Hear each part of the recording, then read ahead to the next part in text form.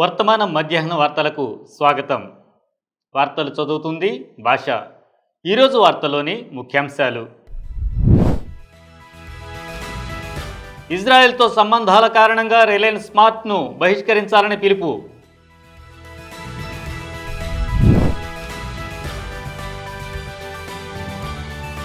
Iran Israel యుద్ధం దౌత్యం తప్ప ఇజ్రాయెల్కు మరో మార్గం లేదు.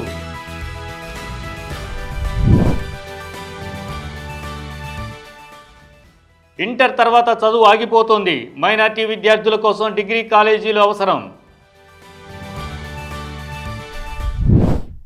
ఇజ్రాయెల్తో సంబంధాల కారణంగా రిలయన్స్ రిటైల్ కంపెనీని బహిష్కరించాలని పాలస్తీనా సాలిడేటరీ సంస్థ ఐపీఎస్పీ పిలుపునిచ్చింది.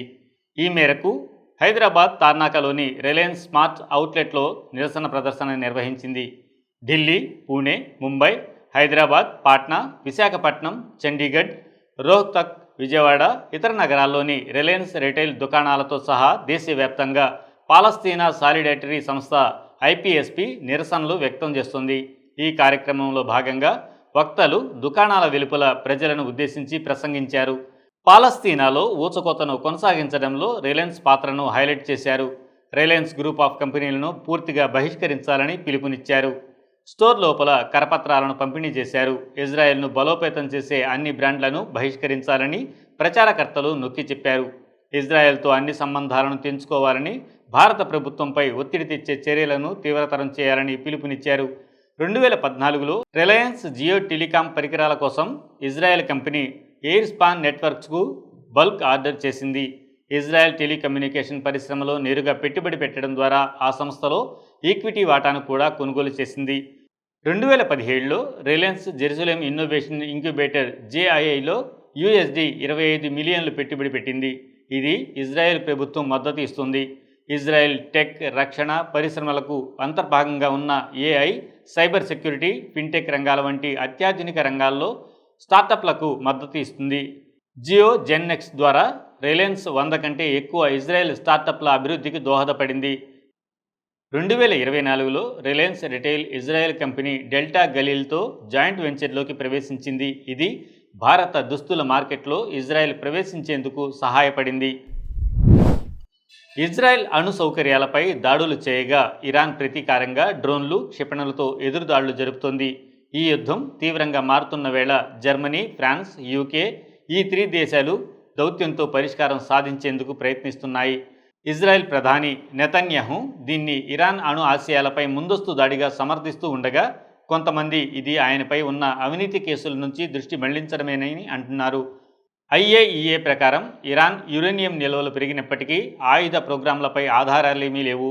అమెరికా వర్గాల మధ్య విభేదాలు, EU శాంతికి ప్రయత్నాలు, రష్యా వ్యతిరేకత, చైనా మౌన వ్యవహారం, అంతర్జాతీయంగా ఉద్రిక్త వాతావరణం నెలకొంది. ఇరాన్, హిజ్బుల్లా, హౌతీలు వంటి మిత్రబలగాలను ఉపయోగించే అవకాశం ఉండగా ఈ యుద్ధానికి శాంతియుత పరిష్కారమే ఒక్క మార్గంగా కనిపిస్తోంది. తెలంగాణ రాష్ట్రంలో 2016లో ప్రారంభమైన Telangana minority residential schools TMREIS ద్వారా లక్షలాది మైనారిటీ విద్యార్థులు 5వ తరగతి నుంచి ఇంటర్ వరకు ఉచితంగా ఉత్తమ విద్యను పొందుతున్నారు. ఈ స్కూళ్లు రాష్ట్రంలోని 205కు పైగా ప్రాంతాల్లో అమల్లో ఉన్నాయి.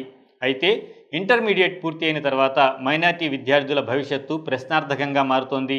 ప్రభుత్వ డిగ్రీ కాలేజీలు లేకపోవడం వల్ల చాలామంది విద్యార్థులు ప్రైవేటు కళాశాలలో చేరాలని చూస్తున్నారు. కానీ ఆర్థిక స్తోమత లేక, తల్లిదండ్రుల ఆదాయ స్థితి తక్కువగా ఉండడం వల్ల, ప్రైవేట్ కాలేజీల ఫీజులు భరించలేకపోవడం వల్ల వారు చదువును మధ్యలోనే మానేసే పరిస్థితిలోకి వచ్చారు. ఇది అత్యంత బాధాకరం. ప్రతి జిల్లాకు ఒక మైనార్టీ డిగ్రీ కాలేజీ అవసరం. ఈ సమస్యకు శాశ్వత పరిష్కారం ఏదైనా ఉందంటే అది ప్రతి జిల్లాల్లో కనీసం ఒక మైనార్టీ డిగ్రీ కళాశాలను ఏర్పాటు చేయడం.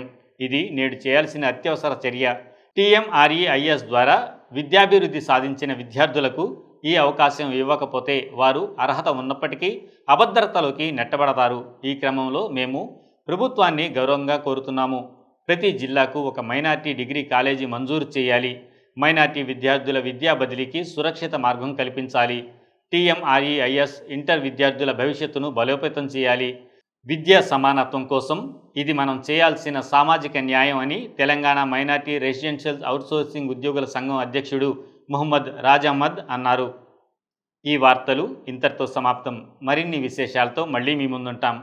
లైక్ చేయండి, షేర్ చేయండి, సబ్స్క్రైబ్ చేయండి. వర్తమానాన్ని ప్రజల్లోకి తీసుకువెళ్ళండి. ధన్యవాదాలు.